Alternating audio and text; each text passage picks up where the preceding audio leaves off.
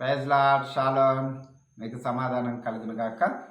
ప్రియమైన దేవుని బిడ్డలారా, ఈ భూమి పైన మానవ జీవితాన్ని జీవించేటప్పుడు మానవుడు ఉన్న గర్వము, మానవులు ఉన్న ఒక విధానము ఏంటిది అని అంటే నిలకడగా ఉండలేడు. మానవుడు కొద్దివాడైనా గొప్పవాడైనా ధనవంతుడైనా ఎవరైనా సరే మానవుని ఏం చేస్తుందంటే గర్వం అనేది, అహంకారం అనేది మనిషిని ఉరుకుళ్ళు పెట్టిస్తుంది. ఒక గుర్రము పరుగు పందెంలో ఏ రీతిగా అయితే ఉరుకుతుందో ఆ రీతిగా ఉరుకుళ్ళు పెట్టిస్తుంది. అది స్థిరమైంది కాదు.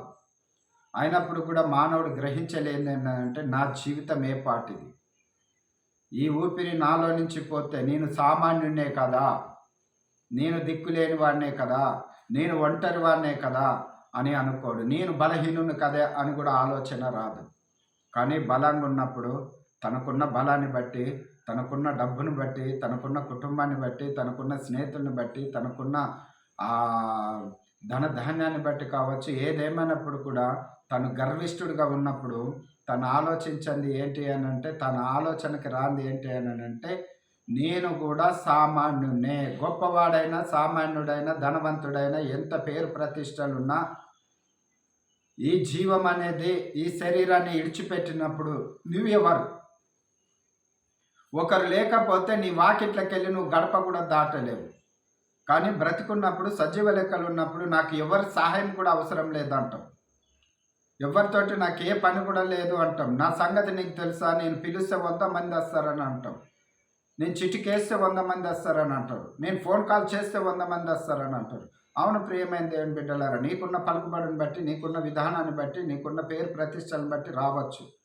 కానీ అదే రాని రోజు నువ్వు ఒంటరిగా నీ శరీరంలోకి వెళ్ళి ఆ దీపం అనేది, ఆ వెలుగు అనేది పోయినప్పుడు నువ్వు ఎవరు ఒక్కసారి ఆలోచన చేసుకో.